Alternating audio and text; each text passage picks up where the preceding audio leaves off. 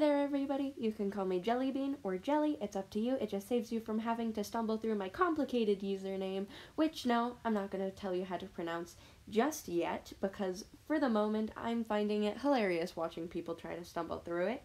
The audio on this is going to sound like absolute garbage, but I don't care, because I'm just out here having fun, so cut me some slack. On my Reddit, I've been doing a card series in which I take all of the X-Life members and turn them into, you guessed it, cards. For those of you who don't know what X-Life is, it's a Minecraft server where you have 10 lives in total, you start with 1, and you end up with 10, and if you lose your 10th life, you're kicked from the server.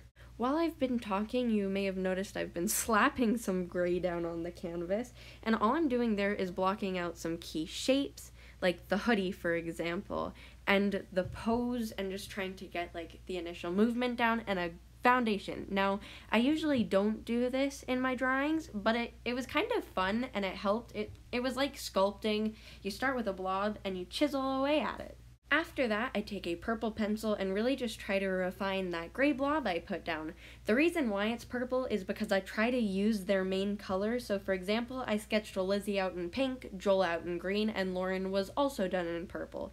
And I actually do a very similar thing for the line art. I take an off black color and I keep it that same main color as the sketch was. So for Quig here, he just has a very dark purple. Quig's card is the W, which stands for wild card, and the reason he's the wild card is because everybody else has a more fantasy-esque theme or more fantasy-esque clothing. Now, I quickly skimmed through one of his videos because I try to do that for everyone that I don't already watch, so I can get a better grasp of their personality and what they look like if they have a face cam, and I could not see him for the life of me out of anything other than that hoodie that he wears on his Minecraft skin. So that's why he's the wild card. He's the only one that isn't in that more fantasy-esque clothing. You may notice that all of the colors are really saturated, and I don't know why it did that. Procreate's time-lapse, I find, just tends to do that. So I add a photo in at the end just so you can see that all of the colors are not actually that bright. Oh my gosh, my eyes kind of burn looking at this one as compared to the other one. If you know why it does this, please tell me. Now, when I shade or color, I lay down a flat layer of color first, and then I take a color. So for example, the purple, I would take a slightly more blue version of that purple if I can, and not necessarily totally desaturate it, because I find that really just desaturates the entire artwork and it makes it feel a lot more dead, if that makes any sense. After that, I go and take a multiply layer, and I use the exact same color I was using and just use that for the really dark spots.